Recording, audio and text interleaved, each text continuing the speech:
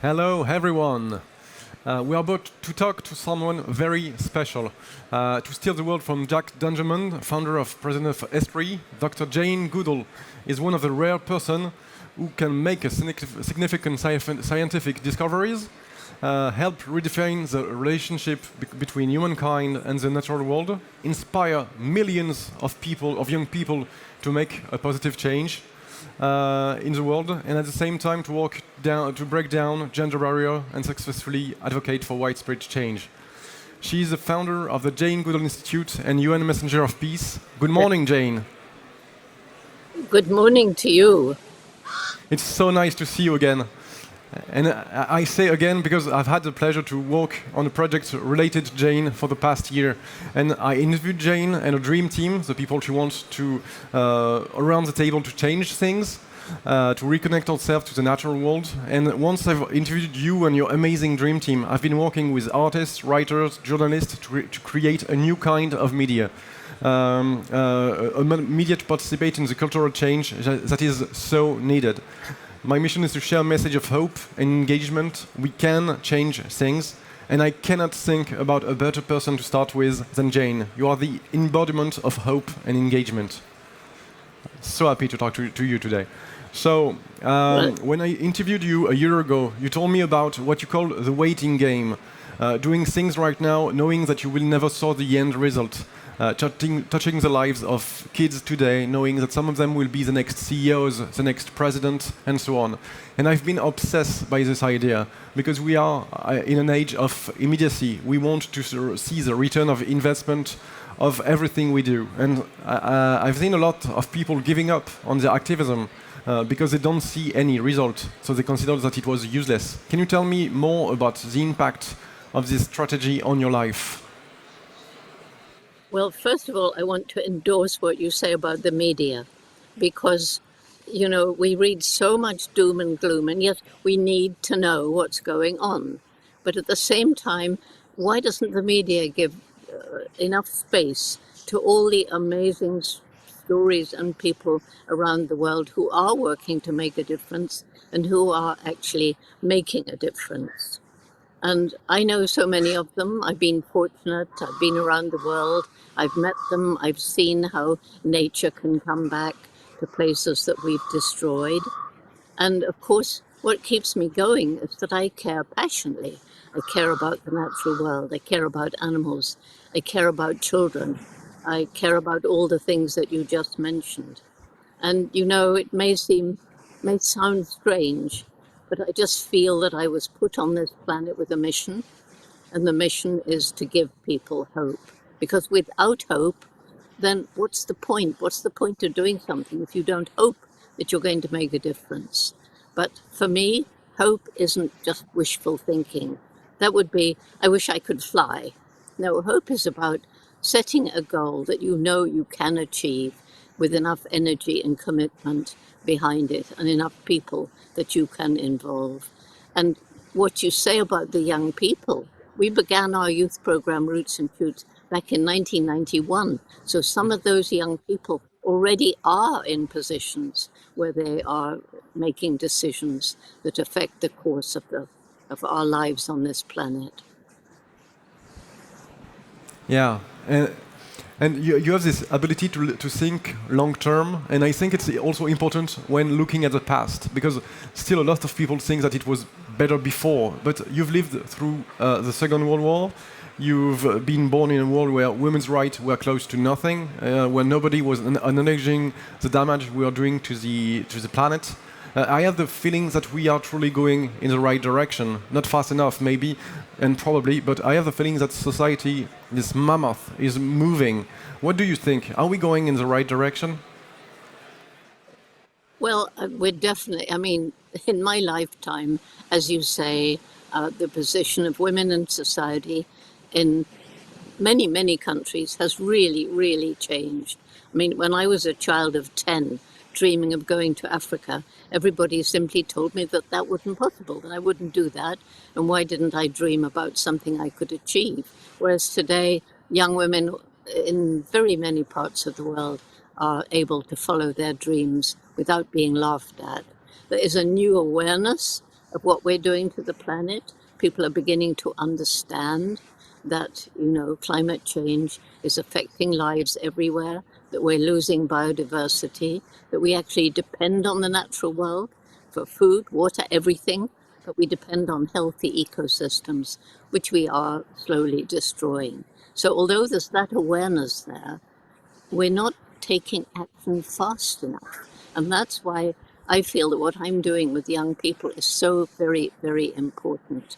And to help people understand that every single day they live on this planet, their actions make a difference. So please think about what you buy, what you wear, how you interact with people, animals, and the environment. Okay, thank you. And by doing this project with you, Jane, I thought I was on the road to put you even more on a pedestal, but the contrary happened. Not that I think less of you, not at all, but maybe I think more about everyone else, because you give me hope that we collectively can change things, because you've done extraordinary things, but you are not extraordinary. By talking to you and some of your close friends, I've discovered how much normal you are, in a way. Just a woman trying to do her best. And do you think that our collective tendency to think about people like you as a legend or an icon is not counterproductive? I have not found it so. I have found it very uncomfortable to become an icon, but I realized at a certain point that because people recognized me, because they said, "Oh, you're my hero," that enabled me to encourage them to follow their dreams. So many people have said to me, "Jane, I want to thank you because you taught me that because you did it, I can do it too." And so because there is this recognition, it means that I'm able to meet all kinds of people and tell them what they can do to make this planet a better place, to help them understand that each single one of us has this indomitable spirit. And if I wasn't the icon you talk about, I wouldn't have the chance to meet all these people and inspire them to become what they dream about. So yeah, it's been at first a burden, but you take it gracefully to find the good things about it. Yes, that's what I feel, that's why it happened to me, so that I can be an example that people can follow and realize that she did it, I can do it too. And most of us agrees that change is needed, social changes, environmental changes, and so on. But maybe the main one is a cultural change. Don't you think? We need to change the way people measure success, the way we consider our relationship with the earth. And how can we do that? Well, certainly you're absolutely right. We need a new definition of success, not based on acquiring wealth and power, but on achieving a life where you have enough, you can care for your family, you can spend time in nature, you have time to breathe, you have time to enjoy nature. That's needed. How do we do it? One, by working with young people, and they're beginning to understand. But, at the same time, the way to change people is through stories. And I'll tell you one quick story about changing the life of the CEO of a big international corporation.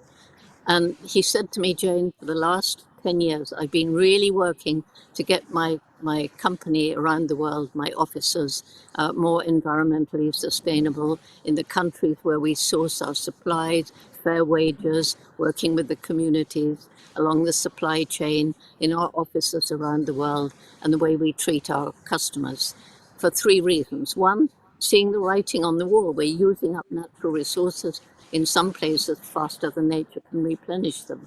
2, consumer pressure.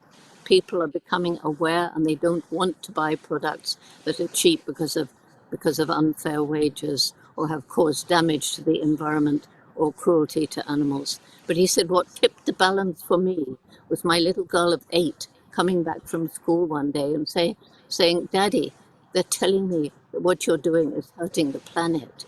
"That's not true, is it, Daddy? Because it's my planet." Thank you for sharing that.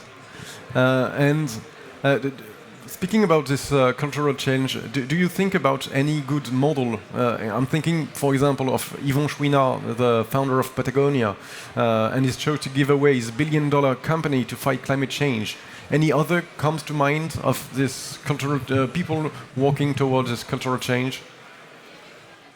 Well, I think there are many actually, but Yvonne is very special. He's been working on this for a good many years, long before he gave his company away. He's encouraged his staff to go off and help nature and things like that.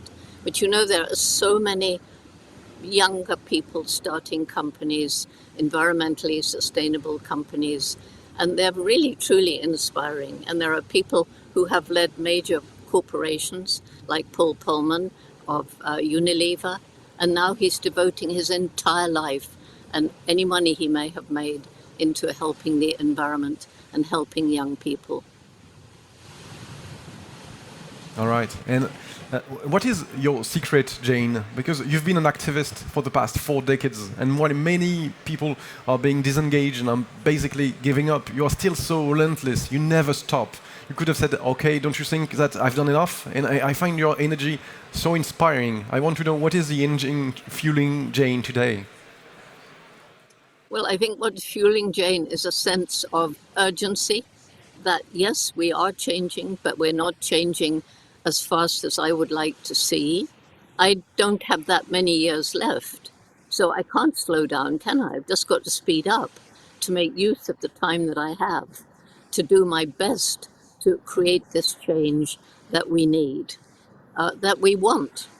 And yet, you know, we know how to do it. We know how to control climate change and our industrial emissions. We need to stop cutting down rainforests. We need to stop oil companies drilling for oil. There's a lot we know what we should do, but will we do it? Do we have the will to do it?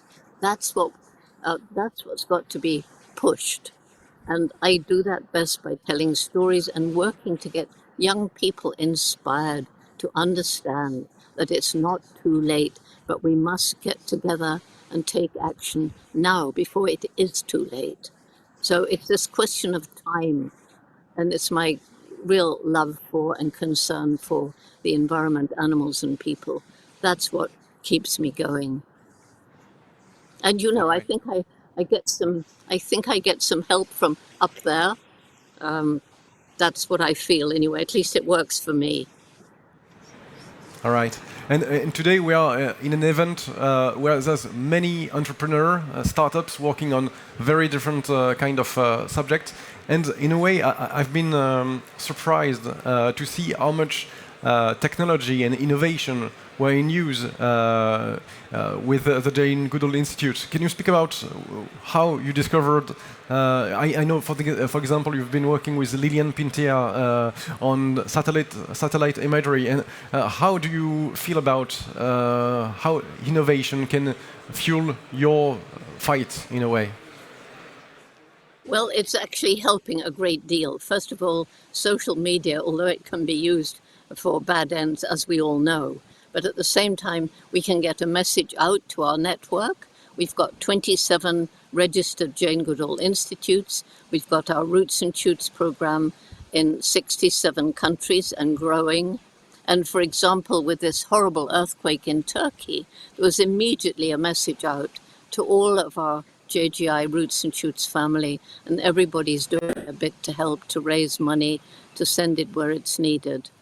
And of course, when we're concerned with conservation, we can use technology, GIS, GPS, satellite imagery to help map the range of chimps, to help villagers make plans for how they use their land.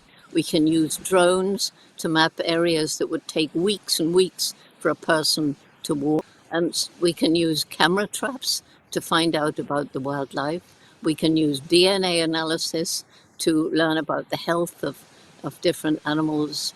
So technology is really, really important. Also for Roots and Shoots, citizen science, they learn how to map their area. They learn how to record animals appearing like the first swifts on a migration or the monarch butterflies. And technology helps a lot. And Lilian Pintea, like so many of the Jane Goodall Institute staff, I could not do my work without them. Yeah, you seem to embrace innovation from very early in your journey. And coming back to this room full of entrepreneurs working to change the world, do you have a message from for them? What do you want to inspire them to do inside their startups? Okay, well, to all of you there, you heard the story about the CEO's daughter. Some of you may have children or grandchildren. I don't know. I can't see you all, so I don't know how old you are. But I think the most important thing for you to remember is that every day you live on this planet, you make some kind of impact, and you have a choice. The people who don't have much choice are the people living in poverty. And it's really important that we help to alleviate poverty, and many of you are in a position to do that, just like Yvonne Chauvard did. And, you know, for each one of you, I don't know your circumstances, but I do know that all of you can choose the kind of impact you make every day, and choose wisely and make ethical choices and move towards a plant-based diet and think about the impact, your own environmental footprint, and the difference that you can make. Because every one of us is here for a reason. Every one of us matters, and everyone has a role to play. Thank you so much, Jane. And to all of you, hello from Tanzania. You may have heard the waves of Lake Tanganyika behind me. yeah, live.